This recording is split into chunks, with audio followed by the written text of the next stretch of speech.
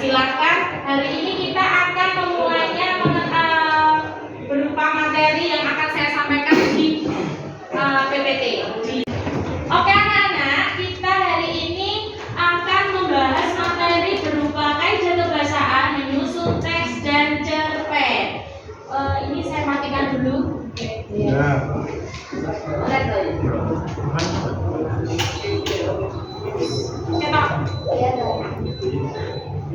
Nah, kita hari ini belajar mengenai konjungsi urutan waktu dan majas. Oke, next. Selanjutnya kita akan belajar membahas konjungsi urutan waktu yang ada di dalam teks hikayat. Apa aja? Yang pertama di sini ada konjungsi urutan waktu digunakan untuk menyatakan urutan sebuah kejadian berdasarkan waktu terjadinya, baik itu sebelum, saat maupun setelahnya, gitu ya. Lalu yang kedua, pemilihan konjungsi juga sangat menentukan koherensi atau kepaduan. Apa itu koherensi tadi? Kepaduan.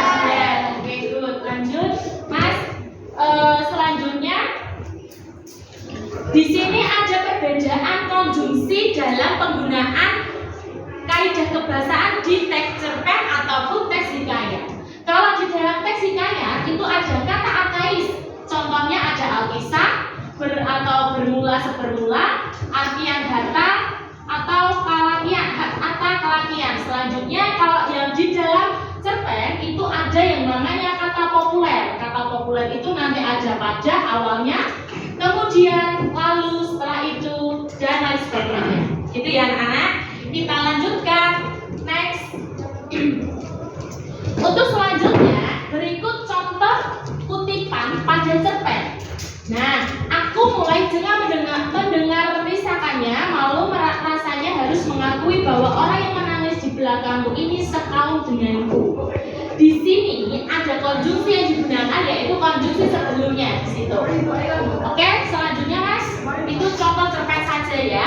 Selanjutnya ada penggunaan majas di dalam teks hikayat, yaitu majas itu berupa gaya bahasa saat erat kaitannya dengan cerita fiksi untuk menambahkan keindahan cara penyampaian cerita. Jadi gunanya majas itu untuk menambah keindahan dalam sebuah cerita. Cerita itu tidak hanya dalam cerpen, tapi juga dalam teks hikayat, begitu. Oke, selanjutnya contoh majas di sini ada beberapa. Di sini saya mencontohkan ada 5. Yang pertama yaitu majas antonomasia, yaitu majas yang menyebut seseorang berdasarkan ciri atau sifat yang menonjol. Contohnya di situ ada kata si miskin itu pun hamillah 3 bulan lamanya. Nah, si miskin di sini dia berupa majas antonomasia. Untuk yang kedua, personifikasi dari kata person. Person itu apa? Adik-adik? Dari kata orang, berarti personifikasi itu adalah mengorangkan. Nah, contoh di sini adalah sama-sama nyanyian jangkrik. Sebenarnya yang bisa nyanyi itu manusia atau jangkrik? Manusia. Karena jangkrik itu hewan, jadi tidak bisa bernyanyi ya. Medeni jangkrik itu bernyanyi. Kita lanjutkan yang ketiga. Ada majas metafora. Majas metafora di sini adalah majas yang menggunakan kata pembanding untuk mewakili hal lain atau bukan yang sebenarnya. Contohnya di sini, setibaku di istana tuaku. Nah, di istana tuaku di sini adalah majas metafora. Gampangannya metafora itu adalah majas perumpamaan. Jadi ada kata yang diumpamakan. Contoh, seperti biasa setibaku di istana tuaku, yang diibaratkan tua ini siapa? Istana. Jadi yang dibandingkan adalah istananya. Inilah termasuk majas metafora. Oke, next. Untuk yang keempat ada majas simile. Simile di sini adalah yang paling kita kenal adalah majas peribahasa. Majas peribahasa itu nanti contohnya ada kata bak, laksana, ibarat, seperti apalagi bagaikan, bagai, begitu. Nah, di sini contohnya adalah kamu tidur seperti kerbau. Ada kata seperti. Ciri dari majas simile itu ada kata seperti, bagaikan, bak, laksana, dan sebagainya. Untuk yang kelima ada hiperbola. Hiperbola itu hiper itu bagaimana? Berlebihan. Kalau berlebihan itu berarti dia majas yang mustahil, tidak mungkin, ataupun majas ala yang kita kenal ya. saya lebay.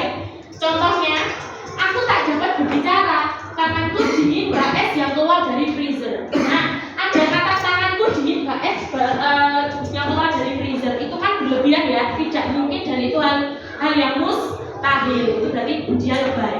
Nah, gitu. Oke, selanjutnya. Oke, tugas kalian di sini. Nah, sekarang adalah saya beri penugasan untuk setiap kelompok karena ini sudah membuat kelompok ya, terdiri satu kelompok berapa orang?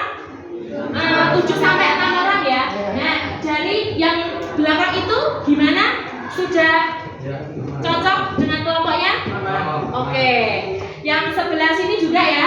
Yang sekarang kelompok 1 sini ya, saya tunjuk ini kelompok 1, ini kelompok 2, 3, 4 dan 5. Jadi satu kelas ini ada 5 kelompok keliling. Nah, habis itu setiap kelompok bisa lebih dari 5 orang. Oke, nggak apa-apa, tidak harus 4 sampai 5 orang, tapi bisa juga 6 atau 7 sesuaikan dengan siswa yang ada. Lalu yang kedua, tugas kalian tadi sudah belajar mengenai kaidah kebahasaan yang terdapat dalam teks hikayat. Ada majas dan ada konjungsi urutan waktu. Ada 2 ya tadi ya. Nah, terus yang ketiga, tugas kalian adalah menyajikan hasil identifikasi yang kalian sudah cari di dalam buku bahasa Indonesia, itu dalam bentuk PPT ataupun video. Terserah kalian mau pilih yang mana. Kalian lebih enak PPT, monggo. Kalau kalian lebih suka video, lebih suka berkreasi, boleh menggunakan video visual, monggo dalam bentuk PPT atau video visual. Nah, untuk membuat itu kalian kan sudah pernah membuat PPT sebelumnya, gitu ya. Kalian biasanya menggunakan aplikasi apa? Canva? Ya, oke.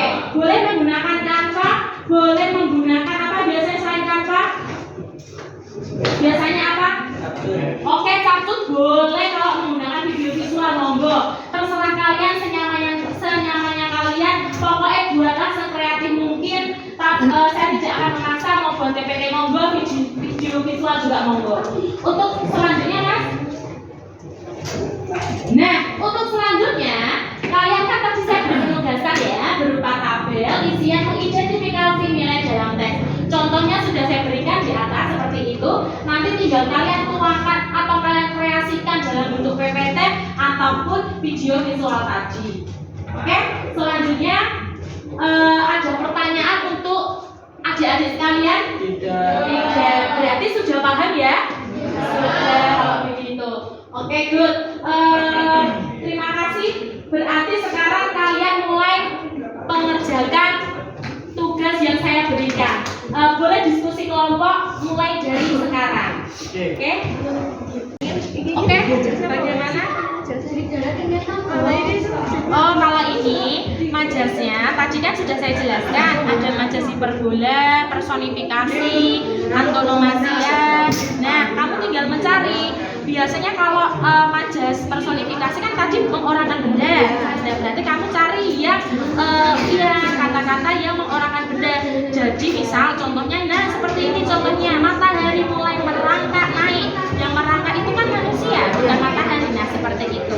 Nanti kamu bisa tuangkan ke dalam PPT ini. Nah, PPT-nya boleh dilewat Canva sekreatif mungkin. Boleh PPT, boleh juga video. Temanya bebas. Temanya ya tadi tentang mengenai Enggak mesti ini gimana? Boleh. Apa aja biasanya gitu. Boleh apa aja. Oke? Jadi terserah kalian mau video yang kelompok ini mau video atau PPT sudah didiskusikan? PPT. Oke. Terima kasih. Jadi kita lanjutkan ya. Silakan kalau nggak bisa nanti boleh bertanya kepada saya. Baik, terima kasih. Oke, yang sebelah sini bagaimana ya? Albi menyajikan tugasnya itu berupa PPT atau video. PPT tidak mau video. Ya, oke, bebas ya PPT. Terus apa yang kalian kesusahan di dalam menganalisis itu tadi tes hikayat kaidah kebahasaan? Kan ada 2, konjungsi dan apa tadi? Majas. Oke, gaya bahasa. Berarti apa sih yang kalian belum paham di situ? Yang majas. Oke, sebutkan majasnya apa aja yang belum tahu.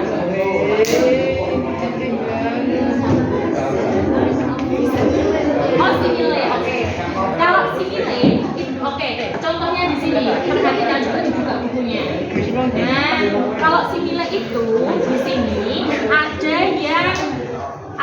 identik dengan kata sebagai, laksana, tatkala. Nah, di sini ada seperti kerbau. Nah, ini bisa masuk, kalian masukkan ke dalam apa namanya? Simile ya, kaidah kebahasaan tadi. Itu ya. Oke, bisa dilanjutkan itu aja. Oke. Ya, terima kasih. Anak, terima kasih atas penugasan yang sudah kalian buat hari ini. Bagaimana? Ada kendala tidak? Alhamdulillah. Berarti kalau sudah kalian tinggal menuangkan dalam menyajikan hasil identifikasi kalian dalam bentuk PPT ataupun video. Begitu ya? Oke. Karena waktunya ini sudah habis jadi terbatas, kita lanjutkan presentasinya untuk minggu depan. Begitu ya? Oke. Sebelum saya tutup, saya pengen tanya dulu ke kalian. Tadi itu ada nggak bab yang kalian susah, tidak mengerti? Tidak. Alhamdulillah. Yang kelompok sebelah sini bagaimana? Tidak. Yang sebelah sini tadi gaya bahasa ya, gaya bahasa yang terkait majas hiperbola. Oke. Yang sebelah sini tadi ada kesusahan terkait apa? Majas ya. Oke. Majasnya tadi berupa majas metafora sama personifikasi. Tapi sudah bagaimana? Ada kendala lagi tidak? Oke, baik begitu. Jadi kesimpulannya penugasan hari ini adalah kalian mengidentifikasi sebuah kaidah kebahasaan dalam teks hikayat yang berupa konjungsi dan apa tadi satunya? Gaya bahasa, yaitu berupa majas. Oke, saya berharap untuk selanjutnya nanti kalian mempresentasikan dengan sebaik-baiknya. Untuk kelompok lain, saya minta untuk menanggapi teman-teman kalian yang mempresentasikan hasil tugasnya.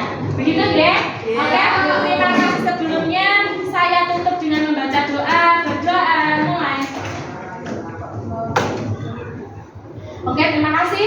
Wassalamualaikum warahmatullahi wabarakatuh. Waalaikumsalam.